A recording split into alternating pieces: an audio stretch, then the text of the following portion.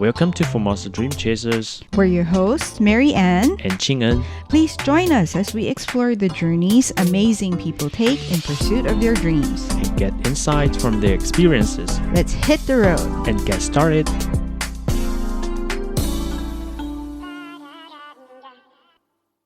Hello and welcome to Formosa Dream Chasers. Last episode, we had the opportunity to chat with 5-time Nobel Peace Prize nominee, Palestinian human rights activist Dr. Izzeldin Abuelaish, who shares his life in the film I Shall Not Hate, and here's a short preview of the film.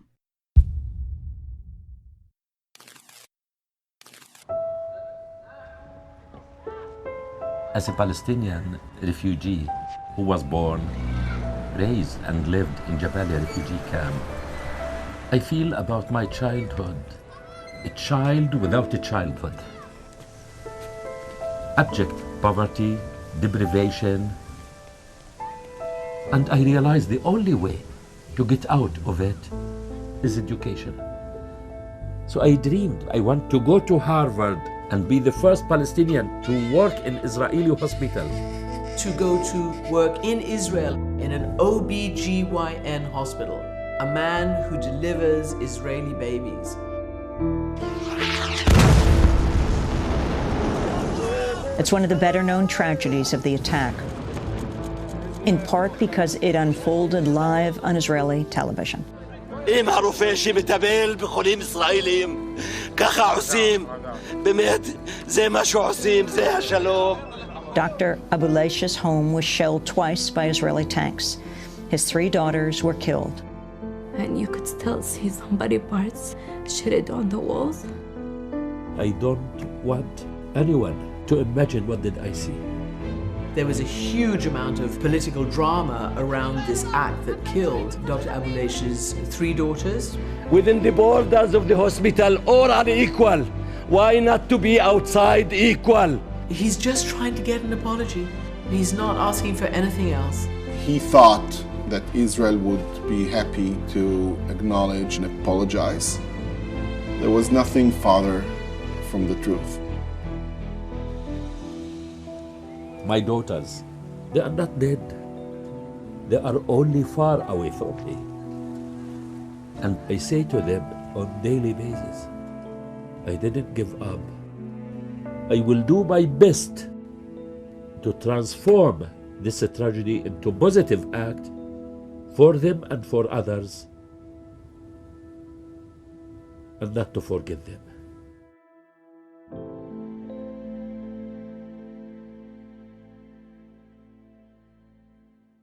Today we continue our discussion with Dr. Izzeldin about this documentary film.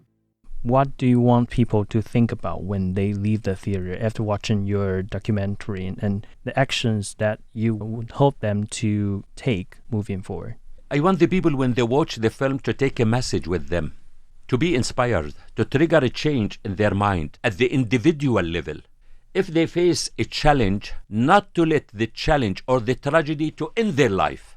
The opposite, to take a responsibility to keep moving forward and not to accept to be a victim more than once. Because as Einstein, we face challenges on daily basis. Not to allow these challenges to let us down. Because Einstein said, life is like riding a bicycle. To keep balanced, we must keep moving. Not to fall down. If you fall down, it's difficult to catch up and others will pass you. So keep moving forward, more determined, more focused. And also, I encourage the people also to take with them, to know and to hear from the Palestinians, not to be deceived by the media and what is happening, which is distractive or biased or indifferent, not to be indifferent about what is happening in our world, to show compassion to others, to take responsibility, to make a difference, to think of others. When we say who are the other, it's our human fellow. And that's what I say. A person's humanity is seen through other person's humanity. So your humanity is seen through my humanity. So we need to come to advocate. How can we tolerate the injustice, the fear, the violence, and the hatred which is endemic in our world?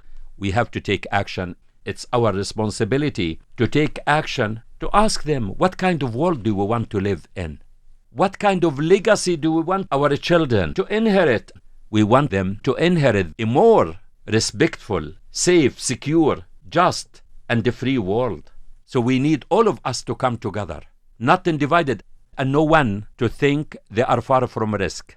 Any risk in the Middle East, in Asia, in any part, it crosses barriers.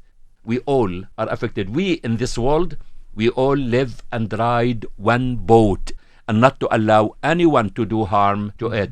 Any violation of human rights anywhere, all of us, we suffer as a result of that. Speaking of taking action, you also established a foundation called the Daughters of Life Foundation in memory of Besan, Mayar, and Aya and Noor, and their love of life and learning, as well as their hopes and dreams for a better educated world. The foundation believes that lasting peace in the Middle East depends on the empowerment of girls and young women through education, which will allow them to become agents of change for the betterment of life throughout the Middle East. So, how can the Taiwanese people and our international listeners get involved with your foundation? Thank you for this question, and that's my mission in life, to keep my daughters alive, not with anger, not with revenge, because revenge will never bring them back. It's only with courageous, strong words and actions. We need to walk the talk. Many people, they are talking, but we don't want to talk. The patient that I am treating doesn't need words. They need a prescription, medication to be cured. So the cure to our world and the challenges we are facing is through involvement and women's education. And that's what I thought of, because I will never be here without my education. And who is behind it? My mother, my wife, and my daughters. If you go to any country asking about the development of that country, you know what to ask about? The level of women's education, and women's role in that country. Not about the GDP, not about the economic. It's about the level of women's education, women's involvement in decision making. And that's why, in order also for a message to the people, I established it, that in every bad thing there is something good. The murder of my daughters has been translated into something positive to spread light, education in this world through this charity. And that's why I believe achieving a stable, sustainable, peaceful, free, just world is the function and the duty and the responsibility of women, women's education and role. Women are the ones who can make the world a better one, and I fully believe if women can't make it a better one, they will never make it worse as it is now. So we need women to be sitting more on the table. The more women are sitting and participating in decision making, the more the world will be a better one. Women are not a threat to our world. Women complement us. So I urge and I appeal to the Taiwanese people to give hand, because we provide the scholarships to young women. Politics divides, but Daughters for Life brings people together. It's not for Palestinians. It's not political. It's not religious. For Palestinians, Israelis, Jordanians, Syrians, from the Middle East and North Africa, Muslim, Jewish, Christians, atheists, any young women from these countries, we support them. I hope and I appeal to the Taiwanese people and government to partner with Daughters for Life and to provide scholarships to women, and by the end we all will enjoy the impact of Daughters for Life and women's empowerment. We will be including the link to your website for Yes. the Daughters For Life. for Life Foundation on our website as well. And I believe Chingen has the next question. Yeah. And so the war in Gaza continues as Israel remains resolved to end Hamas, and Israel Hamas ceasefire negotiations seem to have stalled. We believe that the message of this film becomes more relevant nowadays and more crucial than ever given the escalating tension in the region. And media reports have stated that at least 41,000 Palestinians have died since October last year as Israel is continuing with their attacks. We are also aware that your family members have also died in some of the airstrikes. So a two-state solution has been proposed in the past and even now by some world leaders. So do you have any comments on this? This question, when I have this case that you described, like a patient who comes to me, what do I do if they are suffering? We have now this genocide committed against the Palestinians in the Gaza Strip, where you mentioned more than 41,000 are murdered, more than 100 are severely wounded. It's characterized as follows: mass murder, mass destruction, mass displacement, mass starvation, mass thirst, mass suffering under the witness of the world, which is violation of the human rights. How can we tolerate to see all of this happening in the 21st century? And it's not against Hamas. It's against the Palestinian people. We should not reduce Israel to Hamas. It's about the Palestinian people, the innocent. From the 41,000 Palestinians who are murdered, more than 50% of them are children. 20% are women. How can we reduce it to that extent? So the only way, which I believe in, when I see a woman who is suffering in labor or bleeding, what do? I watch her. I have to jump in to stop the bleeding, to relieve the pain, and to take action. And that's what is needed now in this situation. How can we tolerate to see the suffering and the murder of the Palestinians happening around the world and there is no action? It's painful, and this makes the anger in this world. Many people are demonstrating and they are taking action to stop it. So I say war is futile. War will never put an end to any conflict. War is not to talk about it. War, it's easy to see it with the glasses or behind the scene or on the screen. War is to be avoided and to be prevented. It's a propaganda. It's torture to humanity and violation of human rights. We say never again, never again, never again, and then we repeat it. We need accountability. We need justice. We need human rights to make the world, to resume trust in the international community. And that's the only way we need it in this world. So I appeal to all of the world to stop this genocide and to start a new page of hope, of resuming a trust, endorsing the human rights conventions, to live by these values on all. And that's what we need. You speak about two-state solution. Two-state solution that they are talking about, where the Israeli government, they rejected it. And they took a resolution. They said, no for the two-state solution, no for the Palestinian state. What do you expect from the Palestinians? So it's time for the international community to endorse these international resolutions, and no one is above law or order. This is the guarantee, because I believe it. The Israeli safety, security, freedom, justice, dignity, independence, and the future will never be achieved by force. It's their safety, security, freedom, justice, dignity, life, and the future is linked and dependent and intertwined with the Palestinian safety, security, justice, freedom, dignity, and independence. So that's the only guarantee for a long-lasting relationship, not to exclude one and to give the right to the other. Based on equality, this is the guarantee, and that's what I urge the international community not to be indifferent or watching what is happening.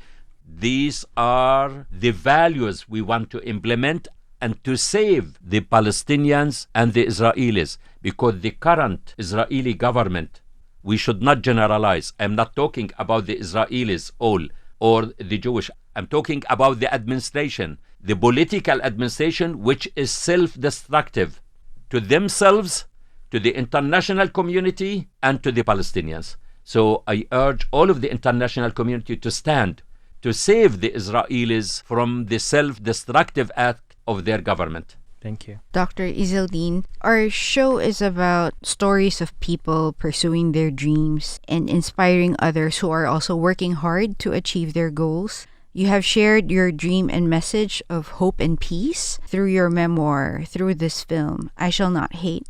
And in your memoir and in the film, it shows the struggles that you went through time and time again, from your childhood to what happened to your children, to when you moved to Canada. All of these stages, you had different struggles. If I could ask, how are you able to be strong, be courageous? And from your experience, what advice can you share to us and to our listeners who are having a hard time, who are struggling to be able to move forward? Thank you so much. What keeps me moving? I am a person of faith. So my faith helps me a lot. And always I see the positive in every bad thing happens. If there is something wrong happens, I say there is something positive. How can we transform it? Challenges are opportunities. How can we transform it?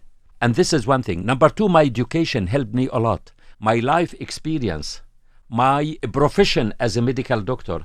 If a patient died, do I stay there? No. I have to move to the next patient, but I need to learn the lessons. Why the first patient died, to prevent any more deaths. So always, I don't think to be stranded with the past. The past is the past. I can't change it. Only one thing, I have to learn from the past. I have the present and I have the future. So I need to keep moving forward. And that's important. And life, as I said, taught me nothing is impossible. Nothing is impossible. Life is what you make it. Always has been, always will be. It's in our hands. Don't let others shape your life. Ask your heart.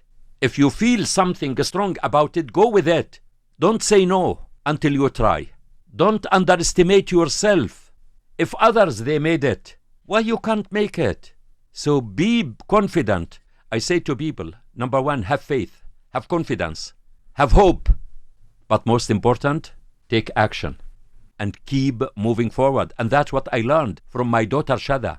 She was severely wounded with her sisters who were murdered. And while at the hospital I am working at, and what she faced in 4 months, because her mother passed away 16th of September 2008, and then she was severely wounded 16th of January 2009. She spent 5 months at the hospital. 20th of January, 4 days after she was wounded, and the eye was ruptured with 2 fingers torn, I said to her, Shada, we have to celebrate the birthday.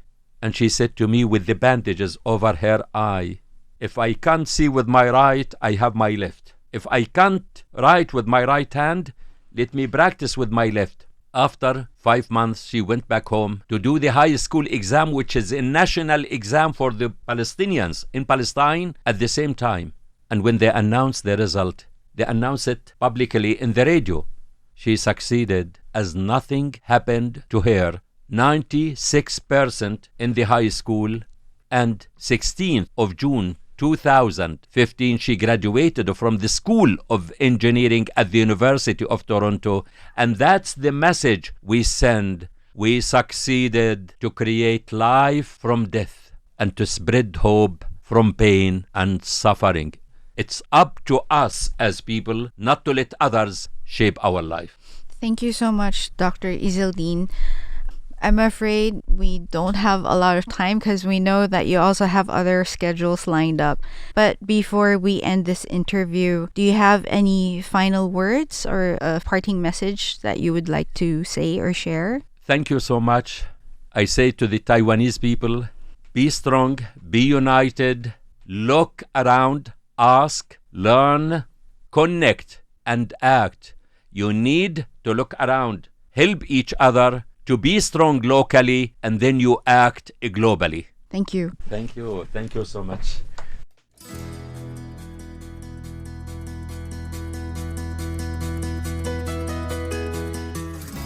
This is Ching and Cho. And Mary Ann Shoko. See you guys next week. Bye.